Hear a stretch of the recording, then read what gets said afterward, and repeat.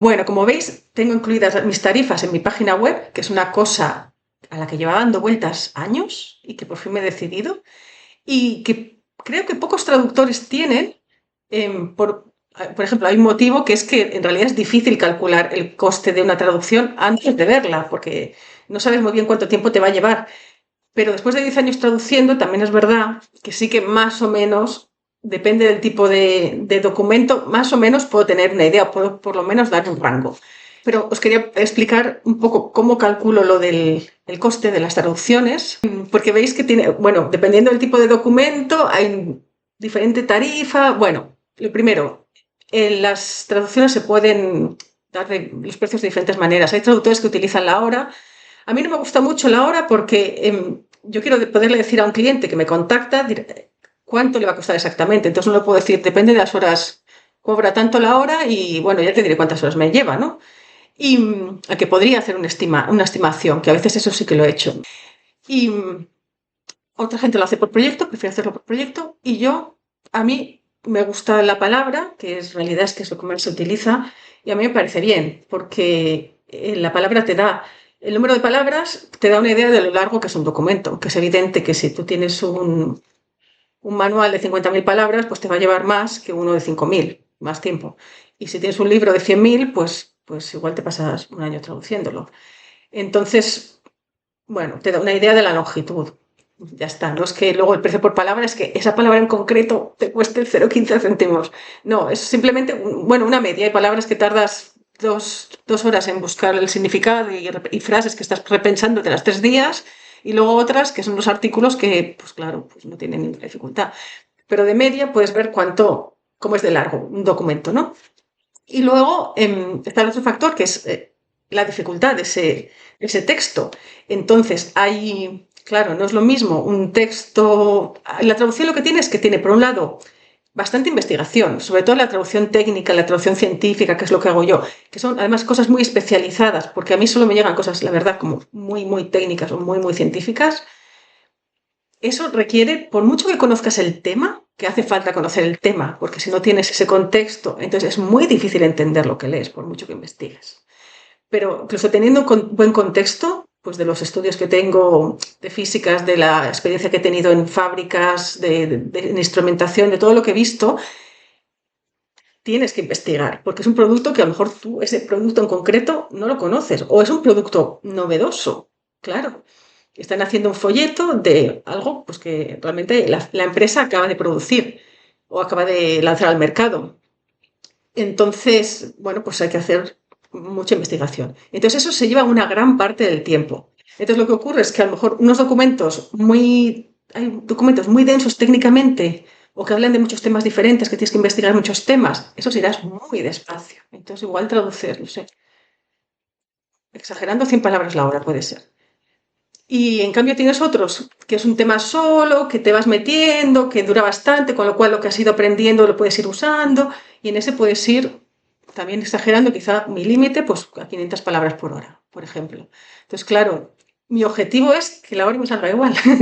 Entonces, los documentos mucho más complicados, mucho más técnicos, o de muchos temas diferentes, o que tienen un formato muy raro, o lo que sea, con una tarifa más alta por palabra, solamente para que al final la hora me salga más o menos igual. Esa es la cosa. Entonces, por ejemplo, hay documentos que son muy lentos de traducir. Por ejemplo, los folletos son documentos que, primero, están explicando un producto muy técnico, en mi caso, y están hablando como de manera muy resumida de cada una de las características. Claro, cada característica te tienes que ver qué es aquello exactamente, cómo se dice exactamente de la manera más profesional.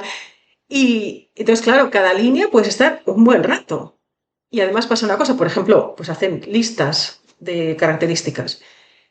En español es más largo, ocupa todo más. Entonces tienes que tener cuidado de que más o menos, de repente una cosa que está en una línea no sean dos, si puedes, para que no se le acabe de descuadrar mucho el maquetador, que seguramente tendrá que retocar al final, pero intentas no descuadrarlo. O si tienes cuadros de texto, pues tampoco se... Bueno, intentas mantener las longitudes más o menos, e intentas también, pues tiene que sonar bien, claro, un folleto tiene que estar, bueno, impecable, porque a lo mejor se va a imprimir, o sea, no puedes tener una rata que a lo mejor en un manual larguísimo se te escape, yo qué sé, una coma, ya te digo, o sea que perfectamente puede pasar, no pasa nada, pero en folleto tiene que estar impecable.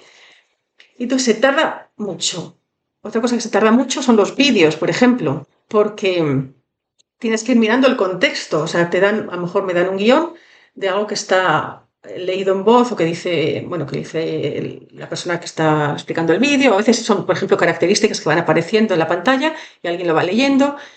Claro, yo tengo que ir mirando el vídeo para ver el contexto, porque si no, a veces no sabes muy bien de lo que están hablando, necesitas esa imagen. Entonces ahí vas mucho más lenta. O tienes subtítulos que traducir. Claro, los subtítulos te tienes que asegurar de que, porque a veces, por ejemplo, en español le puedes dar la vuelta a las cosas, o suena más natural dadas la vuelta a la frase. Pero es que a lo mejor las imágenes van en un orden determinado, tú no puedes darle la vuelta, porque entonces no encaja el subtítulo con lo que dice, con lo que estás viendo. Y tampoco puedes alargar mucho las frases como a lo mejor sonaría natural en español, porque entonces van a pasar tan rápido que no se van a poder leer. Entonces tienes que simplificarlas, pero sin perder significado.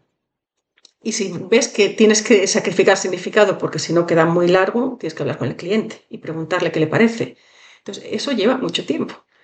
Entonces, evidentemente, pues por eso esos documentos tienen tarifas más altas, simplemente para yo al final que me quede igual en realidad, que la hora me salga igual. Entonces ese es el motivo de las diferentes tarifas. Y luego sí que es verdad que también hay un par de tipos de documentos, por ejemplo las notas de prensa, que yo sé son muy pequeñas, ahí es difícil calcularlo de las palabras y tal. Yo sé que una nota de prensa, por mucho que sea de una página, me voy a pasar un día o me voy a pasar 4 horas traduciéndola y al día siguiente me la voy a releer porque son novedades que hay que investigar mucho, que no hay tanta información, porque es una novedad, por definición. Entonces, explica muchas cosas, tiene que sonar bien, se tiene que leer bien, pero es muy densa en realidad de información. A lo mejor tiene algo que explica sobre el equipo, algo que explica sobre la empresa, todo en nada. Entonces ya a las notas de prensa he dicho, mira, mínimo tiene que ser este dinero, porque es que me va a pasar un día. Entonces, bueno, esa es la lógica.